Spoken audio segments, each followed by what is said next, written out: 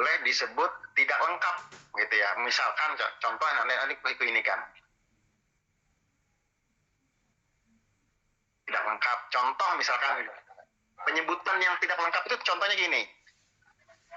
Contoh yang lengkap itu suaranya. Halo. Halo. Halo. Ya suaranya. Jelas. Iya. Jadi gini, contoh misalkan penyebutan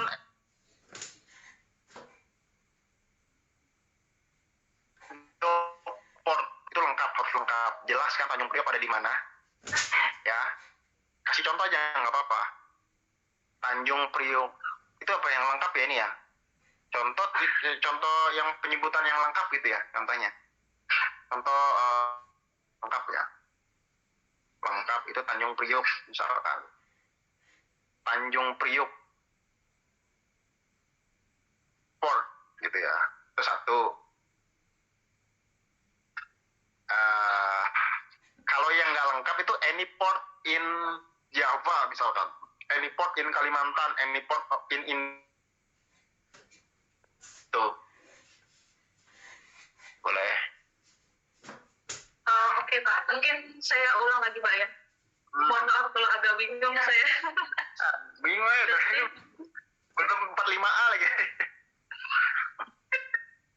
Oke, kalau kan ini contoh FOB POL itu kan harus disebut lengkap dan TOD boleh disebut tidak lengkap. Nah ini contoh yang lengkap itu kan berarti yang TOD ya Pak ya? Enggak, POL tuh ada yang lengkap, ada yang nggak lengkap penyebutannya. POD juga ada yang lengkap, ada yang tidak lengkap. Gitu. Oke. Paham. Oh, berarti dari POL atau POD ada yang lengkap dan ada juga yang tidak lengkap. Nah, kalau contoh yang lengkap itu seperti ini, kalau contoh yang tidak lengkap seperti ini. Gitu, Pak. Yang tidak lengkap itu penyebutannya itu gini. Contoh, any port in Kalimantan misalkan. Jadi semua port yang ada di Kalimantan. Itu ya. Misalkan, atau dicatat di lain deh.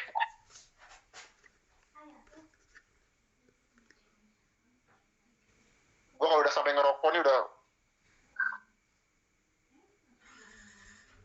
84 list.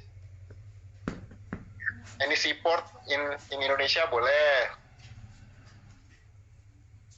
Any airport in Indonesia boleh. Itu nggak lengkap tuh.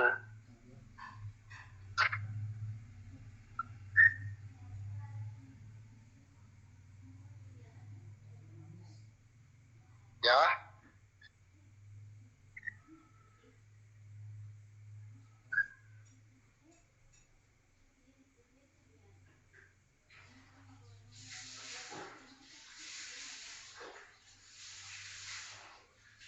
Oke.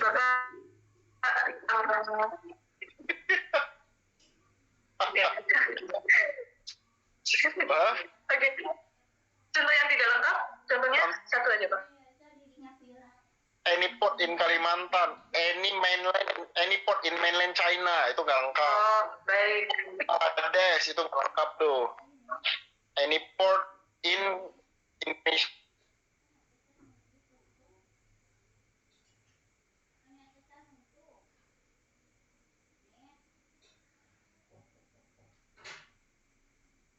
Oke, Bapak mohon izin, waktunya tinggal sampai jam 9.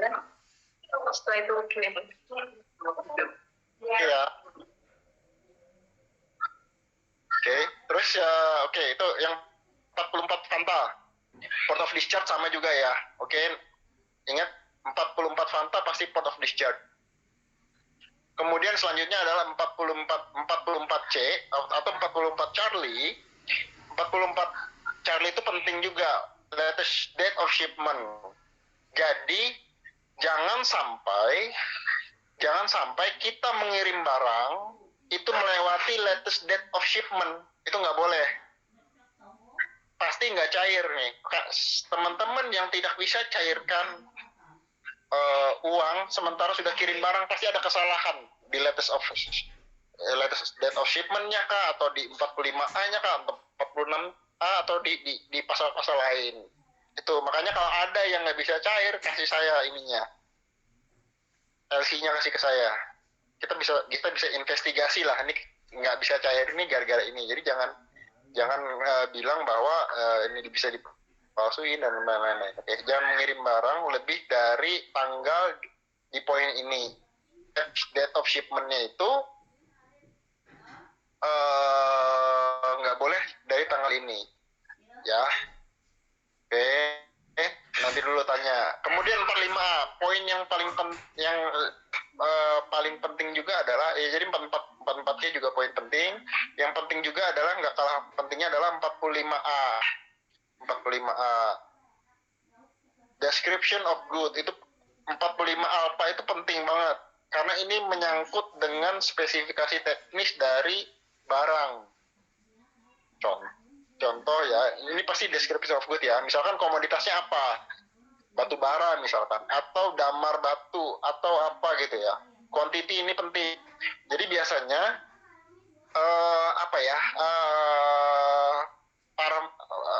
barisnya itu mulai dari komoditasnya apa, kuantitinya berapa, harga satuannya berapa. Kalau misalkan $120 per metric ton atau 100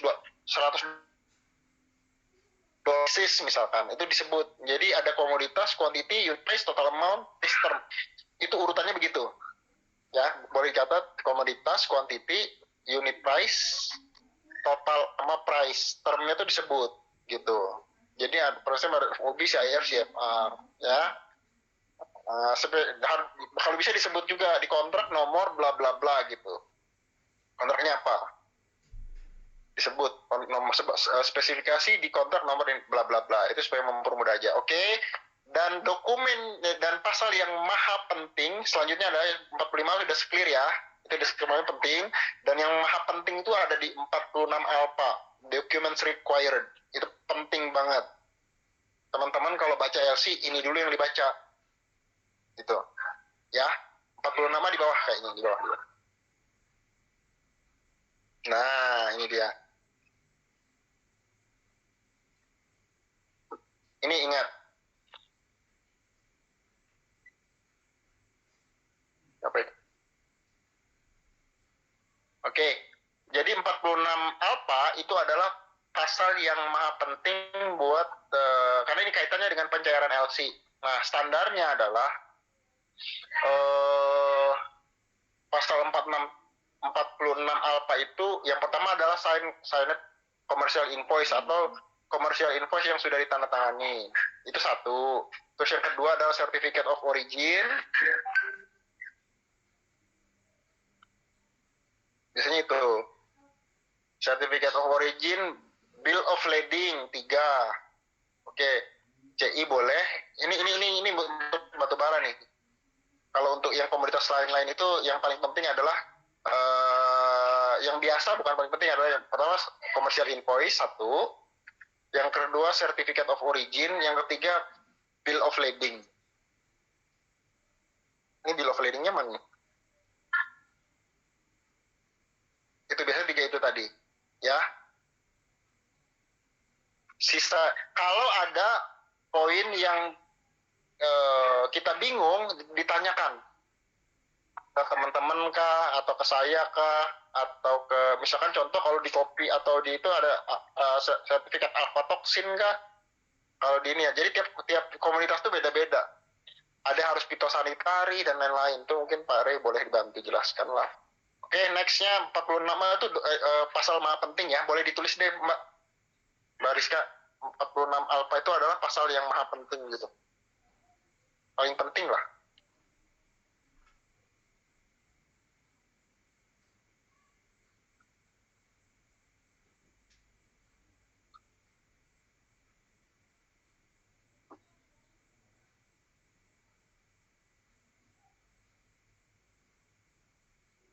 Ya, karena kaitannya dengan pencairan.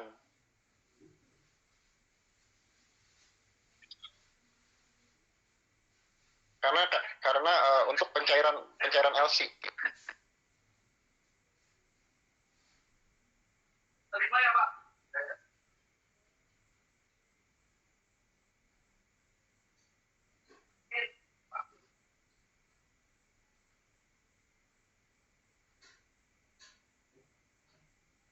Pusing nggak itu?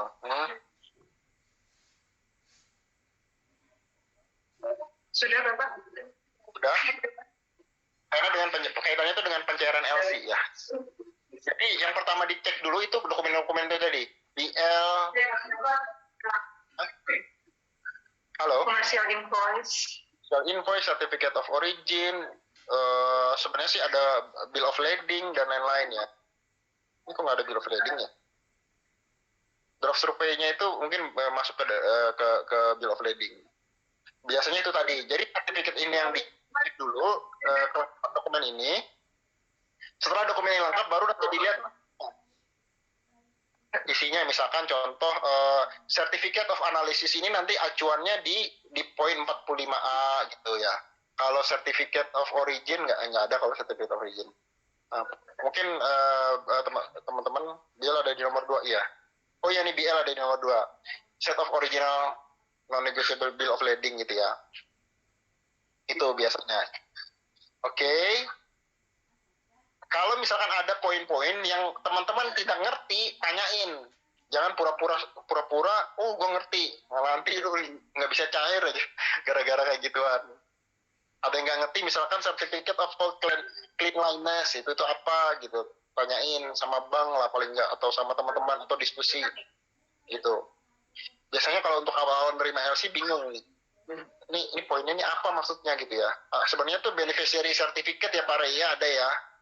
Itu biasanya. Oke. Untuk poin 46A ini banyak-banyak ini aja, banyak-banyak diskusi aja. Sama sebenarnya poin 46A ini kasih lihat ke kita pun kita udah tahu nih. Tinggal kita tanya, 45A sama 46A deh.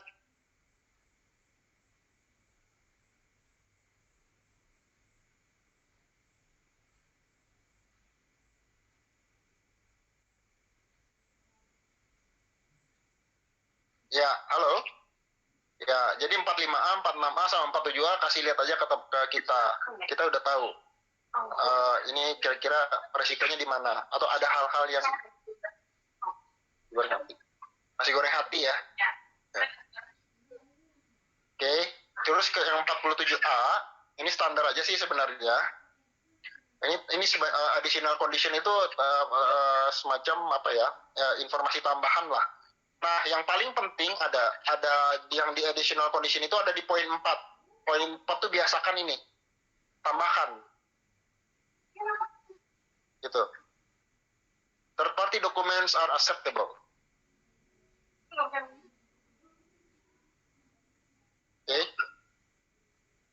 Gua aja udah pusing. Udah ya, third party dokumen itu artinya kita boleh menggunakan under name. Iya Pak. Kita boleh menggunakan. Ini biasain pakai third party. Soalnya karena apa?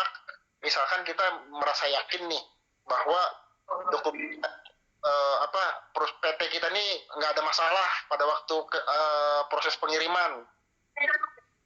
Ternyata ada masalah gitu ya, entah lupa lapor realisasi ekspor kah atau lain-lain, kita bisa pakai alternatif. Oke. Yang lain-lain nanti disesuaikan aja. Oke, paling bawah kelihatannya apa tuh? Paling bawah. Yang paling bawah ini Pak. 71B 484978. Jadi teman-teman catat aja 45C. Sorry, di harusnya tadi 41C ya. Coba lihat, boleh. Paling di atasnya 46A apa? Di atas 46A. 46A. 5A. Hah? 46 sorry. 46A itu 45A. 44 Charlie itu dicatat. Yang penting ya 44 Charlie, 45 Alpha, 44 Alpha, 44 Alpha. Dah. Itu.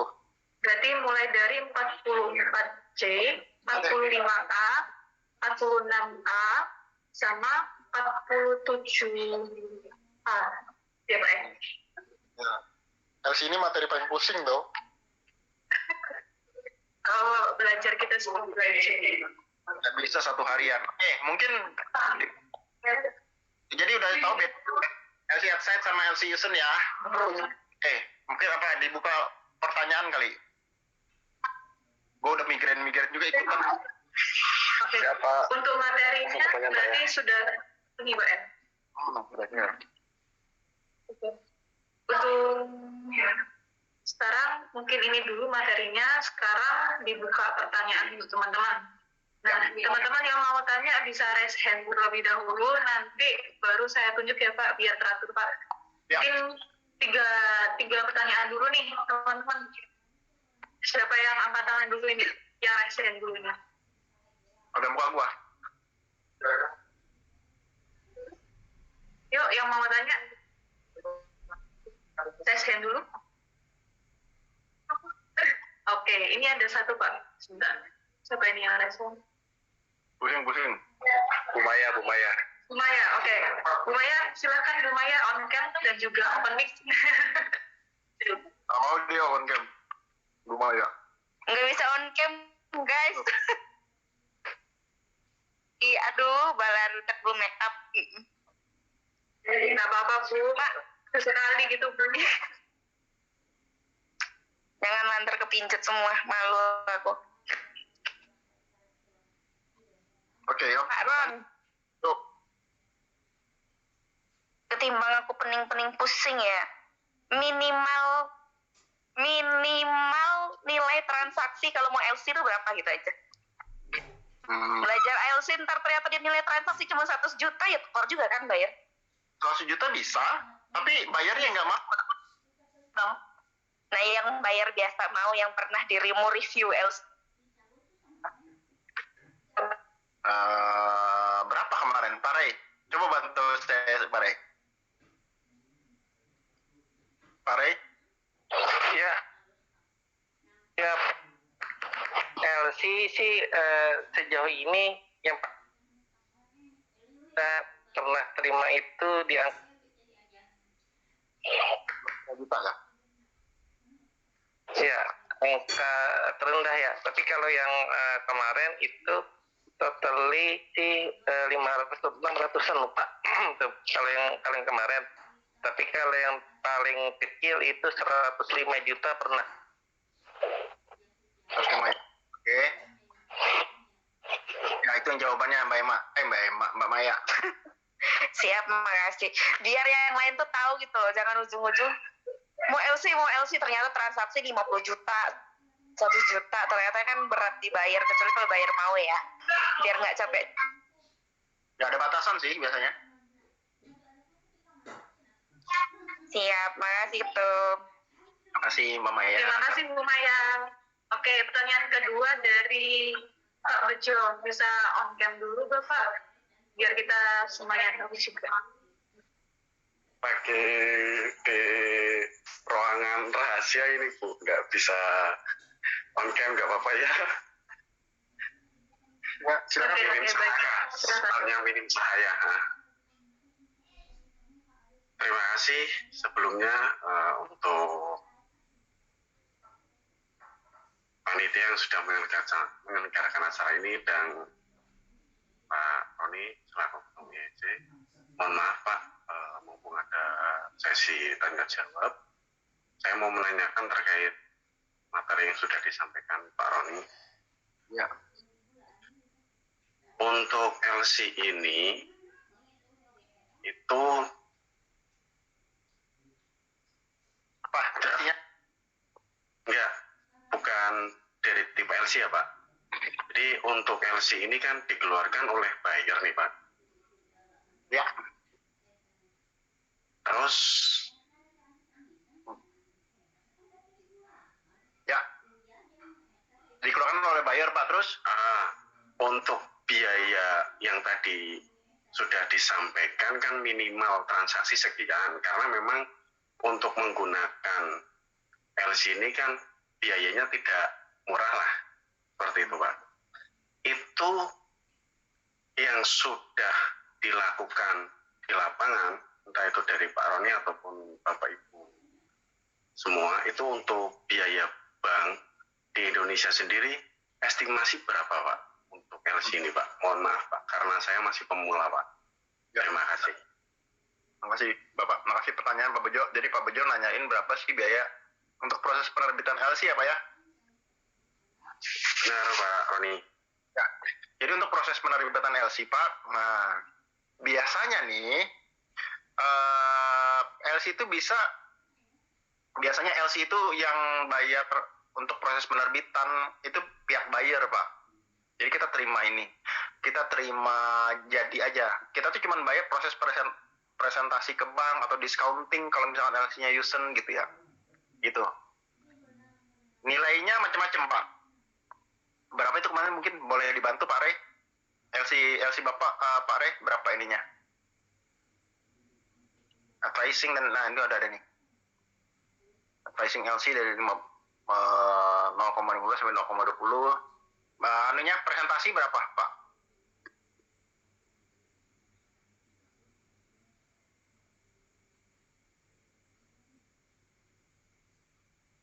Pricing berapa? 0,15 ya? Iya, 0,15 tuh. Terus presentasi?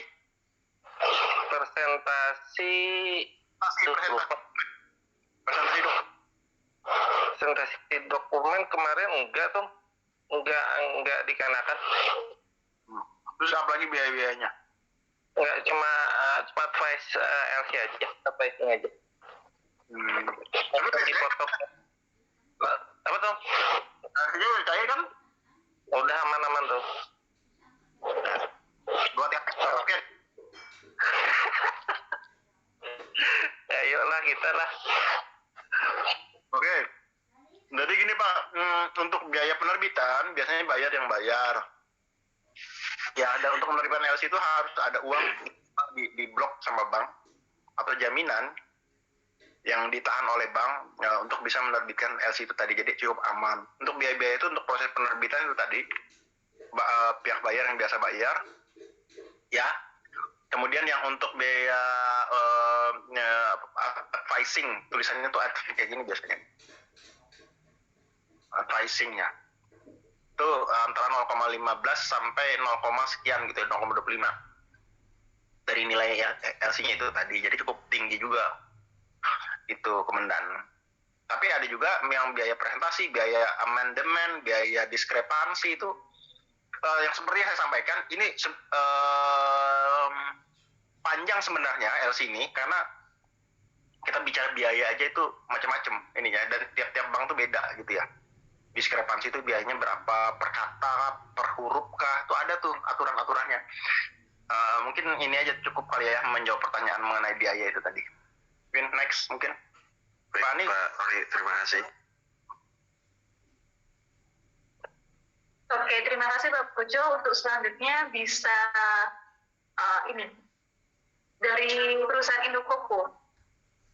Monggo.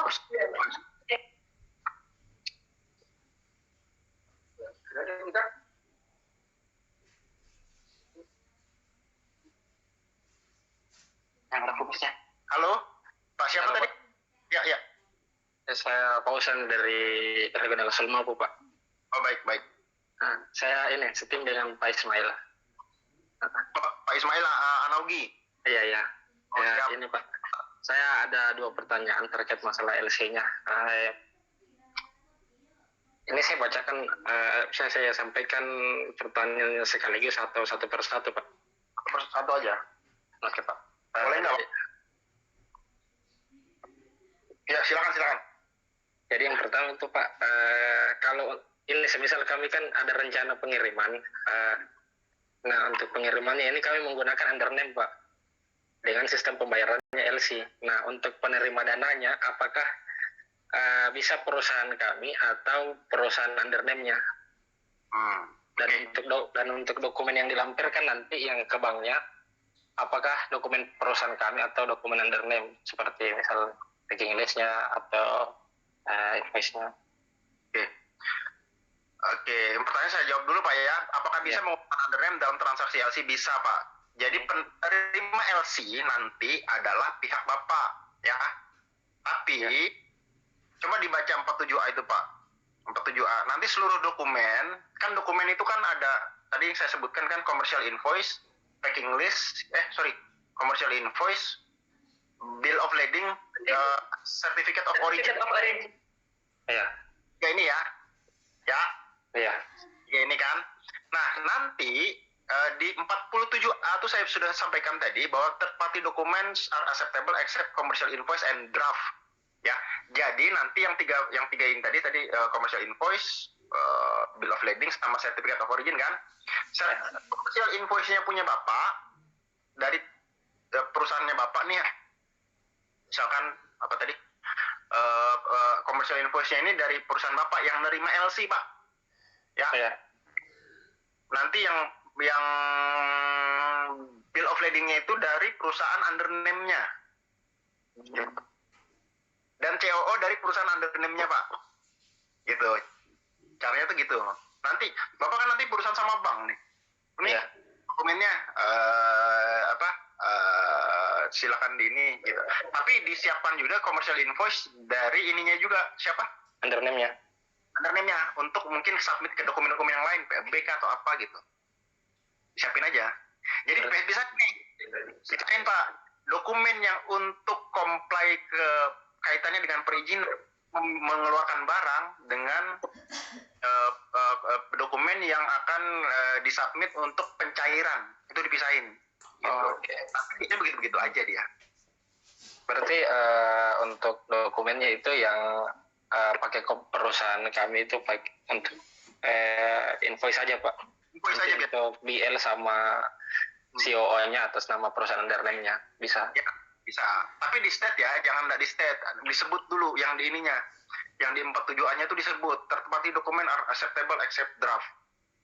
Oke Pak. Apa lagi? Pertanyaan kedua Pak. Sini kalian pendek. Nah itu ini kan untuk pertanyaan kedua ini kan kurs dolar sedang naik turun. Ya.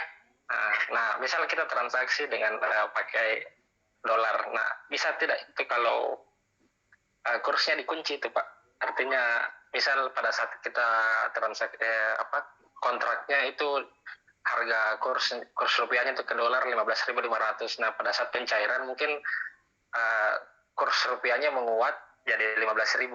Nah itu bisa kita kunci 15.500-nya Pak atau bagaimana? Bisa. Jadi gini komandan, nggak bisa. Jadi komandan, kalau komandan mau aman banget, itu kan ada kode currency code-nya Pak. Terimanya dalam rupiah, udah selesai. Terima dalam rupiah Mak, tapi mau nggak? Ya. Mau nggak ininya bayarnya gitu ya. Kalau Bapak mainnya pakai dolar, kurangin 300 poin kek, 200 poin kek dari harga sekarang. Misal contoh hari ini 14.900, ya udah kita ngitungnya itu kan Bapak kan menghitung harga jual itu kan di dalam rupiah kan? Iya. Berapa nih harga ideal? Nah, kali aja 15.000 kali aja berapa jadi? Dibagi aja kurs yang ada sekarang kurangin ini 300 atau 200 gitu. Oke. Gitu. Untuk contoh LC boleh di sharing nggak tuh teman-teman kalau mau LC yang sudah pernah terbit dan itu LC beneran tapi LC batubara semua. Mungkin ada yang berkenan mau ini kali. Gitu komandan. Sebenarnya gini komandan. Pak siapa? Pak. Ozan. Ya, Pak. Sebenarnya yang dikhawatirkan itu counter rate-nya Pak. Biaya untuk exchange rate, counter rate lagi. Exchange rate-nya. Jadi biaya konversinya itu sebenarnya. Jadi kalau saran saya sih kalau nilai transaksinya gede banget, Bapak tarik dolar baru dijual ke money changer gitu ya. Tapi nggak keras sih kalau 100.000, 200.000 sih nggak terlalu kerasa sih. Oh siap. Puluhan juta dolar baru kerasa itu. Iya. Itu jadi kurangin aja. Dikurangin. Siap. Jadi jangan berpikir nanti naik turun nggak kelar nanti mikirnya gitu. Ya. Ya siap. Paham. Terima kasih Pak. Asik. Bau kamu kenapa? Oke, ada yang ditanyakan lagi? Itu saja Bu. Ya, mohon maaf teman-teman ini walaupun banyak yang tanya kayak waktunya sudah mepet nih Pak. Jadi pertanyaan dari Pak siapa mohon maaf tadi? Fauzan Bu. Iya, Pak Fauzan pertanyaan terakhir. Nah mungkin nanti kalau mau tanya bisa tanya atau PC langsung dengan Bapak ya. Oke. Untuk sesi selanjutnya nih Pak yang bikin apa ya buat meriah acara ini ada kuis Pak untuk dua orang yang bisa jawab pertanyaan dari Bapak nih Pak. Jawab ya. Iya, jadi bentar. Nah hadiahnya itu produk dari Member IEC jadi Pak. Nah produknya bantal sama guling hotel, nama brandnya itu Sanjaya Milo. Nah sekali lagi Bapak Ibu hanya 2 orang saja, bukan yang bidangnya Arya sih ya Pak. 2 orang berarti. Oke. Ya 2 orang yang bisa menjawab pertanyaan dari Bapak. Ya. Oke, pertanyaan pertama Pak. Pertanyaan pertama. Pertanyaan Arya Pak ya. Ya. Pertanyaan yang pertama adalah bagaimana pasal berapakah yang memperbolehkan kita mengirim barang secara bertahap? Itu yang pertama. Langsung dijawab apa gimana nih? Pasal berapakah yang memungkinkan kita diperbolehkan untuk barang secara bertahap? Tadi yang pertama yang raise hand Mbak Diska Pak. Oke Mbak Diska bisa open cam dulu Mbak Diska. Bisa open cam dulu. Oh itu. Oke. Ya, pasal berapa Mbak? Pasal 43. Bisa diulang pasal berapa? P Apa? Kurang jelas suaranya. 43P. 43B Pak katanya Pak. 43 apa? Papa Bravo. P. Papa ya? Papa. Oke, benar. Mantap. Benar. Oke, benar. Oke. Mantap. Terima kasih Mbak Diska, selamat ya Mbak. Nah, pertanyaan yang kedua Bapak. Oke. Yang kedua adalah ini tadi pertanyaannya kan dijawab ya, harus on mic ini pertanyaannya tulis. Bagaimana format penulisan beneficiary atau penerima LC? Yang pertama di pasal berapa? Yang kedua adalah formatnya. Boleh kalau misalkan ini resign aja tulis di kolom chat. Beneficiary pasalnya berapa? Kemudian format penulisannya seperti apa gitu. Oke. Ada Pak Dimas Pak, yang angkat tangan Pak. Oke Pak Dimas bisa di unmute dan juga di start video.